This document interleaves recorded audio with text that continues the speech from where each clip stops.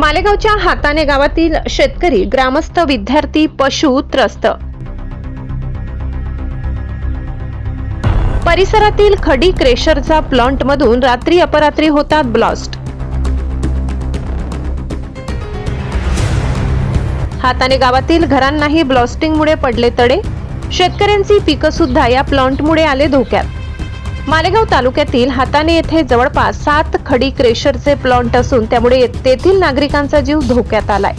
रात्री अपरात्री या खडी स्टोन प्लांटमध्ये ब्लास्टिंग करतात. शिवाय 30 ते 35 लाख रुपये महसूल यांनी गावाचा बुडविलाय. यासाठी ग्रामपंचायतांनी त्यांना नोटिसा देखील दिल्यात.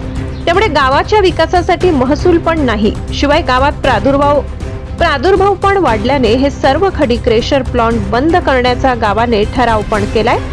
तुझं नाव काय, कुठं राहतीस आणि या खडी क्रेशरमुळे काय प्रश्न आहेत, काय सांगशील?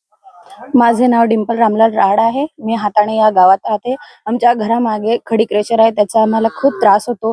त्याच्यामुळे आमच्या घराला मोठमोठे तडे पडतात, भांडे पडतात, लहान मुलांना त्रास होतो. इथे आमचे भाऊ बहीण, लहान भाऊ बहीण तिथे शाळेत जातात, मोठमोठे रस्त्याने डंपर चालतात. जर अचानक त्यांचा अपघात झाला किंवा अपघात होण्याची दाट शक्यता असते, तरी आमची एवढीच विनंती आहे की त्यांनी ते काम थांबवावं. आम्हाला खूप त्रास होतो त्यांच्यामुळे.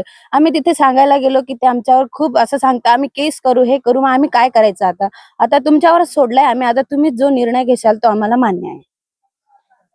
भाऊ, तुमचं नाव काय, राहतात कुठे आणि नेमका ह्या गावाचा काय प्रश्न आहे, काय प्रॉब्लेम, काय सांगा? माझं नाव चेतन सुदाम कुलकर्णी. मी राहणार हाताण्याचा.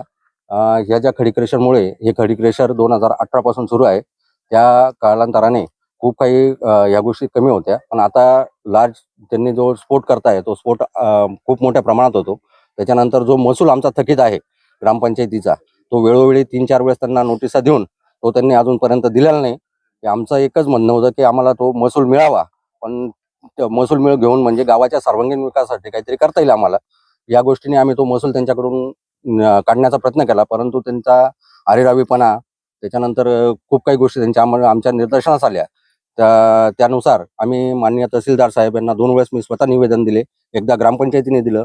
माननीय प्रांत साहेब यांना 2 वेळेस निवेदन मी स्वतः दिले. एकदा ग्रामपंचायतीने दिलं आणि अपर जिल्हा अधिकारी केकांत साहेबांना मी स्वतः काल या सगळ्या गोष्टींची पूर्तता पूर्ण दिलेली आहे. आणि आमच्या गावाने ठराव पण मंजूर केलेला आहे ग्रामपंचायतीने की ह्या गोष्टींचा जर आपल्याला प्रादुर्भाव होतोय आणि ते कुठल्याही प्रकारचा आपल्याला महसूल देत नाही, तर त्या अनुषंगाने आपण हा ठराव मंजूर करून तो 11 नोव्हेंबरला आम्ही ठराव मंजूर केलेला आहे की त्या अनुषंगाने ही आम्हाला बंद करायची.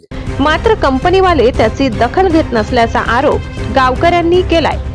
वृत्त संकलन विभाग, गर्जना न्यूज. काका, तुमचं नाव काय आणि काय सांगाल, काय प्रॉब्लेम? मगन जगन्नाथ राड. मी ते आम्हाला पहिले घर नव्हते, सरकारने हे घर दिले आम्हाला घरकुलचे. तर हे प्लास्टिक चालू करता हे खडी मशीन आलेले, तेव्हापासून आम्हाला इतका त्रास झाला की आम्हाला हे जे घरकुल बांधलेले आहेत यांना तडे मारलेले. रात दिवस आम्हाला झोप लागत नाही. इथं आमचे ते प्लास्टिक उठवले का त्यांनी इथं इकडे ढोरा आवाज करता, इकडे पोरं उठून जाता. आम्ही करायचं काय? आम्हाला फार त्रास याच्यापासून इतकी तकलीफ होऊ राहिली ना. तर तो एक आमचा कॅन्सरचा माणूस आहे, त्याला झोप लागत नाही, त्याला पण त्या प्लास्टिकचा त्रास होऊन राहिला. त्याला आज पण दवाखान्यात त्याला नेलेले. मग आम्ही कतपर्यंत हे करायचं? आम्ही हातावरचे माणसं आहेत आम्ही. बाया माणसं रोजंदारीनं कामाला जाता का त्यांच्याकडे पाहायचं आम्ही? हे बंद झालं पाहिजे आम्हाला, नाही तर तेव्हा आम्ही जगून येत आणि मरायचं काम आहे आम्हाला. नाव काय आणि ह्या गावाच्या आसपास जे प्लांट्स आहेत त्याच्यामुळे काय प्रॉब्लेम होत आणि तुम्ही आज इथं का जमलेत, काय सांगा? नमस्कार, मी कोमलसिंग मानसिंग साळुंके. पहिली गोष्ट तर विषय असा आहे, ज्या वेळेस ब्लास्ट होता सर, ब्लास्ट झाल्यानंतर आमच्या परिसरात इतकी दुर्गंधी पसरते आणि पूर्ण धुवा पूर्ण परिसरात जातो. त्याच्यामुळे शेती पिकांच्या आतोनात नुकसान होते. दुसरी गोष्ट, त्यांचे जे वाहनं चालतात, आमच्या शाळेत लहान लहान जाणारे मुले ते गेल्यामुळे ओव्हरलोड वाहनं चालतात, त्यांची खडी पडते. वारंवार त्यांना सांगूनही ते कोणी आमच्याकडे दक्षता घेत नाही. कुठल्याही प्रकारचं वरून त्यांच्यावर आवरण नाहीये. त्याच्यामुळे त्यांना जे आहे ते खूपच वाईट परिस्थिती आहे. नवीन बांधला तो हा रस्ता 2 वर्ष 1-1.5 वर्ष झालेला असेल. हा रस्ता सुद्धा ओव्हरलोड वाहनं चालल्यामुळे पूर्ण रस्त्याचा सत्यानाश झाला. थोडंफार सुद्धा काही मदत करत नाही. आणि आमच्या गावाला एवढं नुकसान होऊन आणि जर कधी आम्हाला गावाला त्यांच्यापासून काही महसूल नाही किंवा काही नाही, तर आम्ही सण का करायचं? आमच्या याच्यामुळे जीविताला धोका आहे. करायचं काय? बाबा तुमचं नाव काय, कुठे राहतात आणि काय या खडी क्रेशरमुळे तुमचा काय प्रॉब्लेम? माझं नाव महेंद्र आहिरे भिला. मी इथं या शेवगा लावलेला आहे.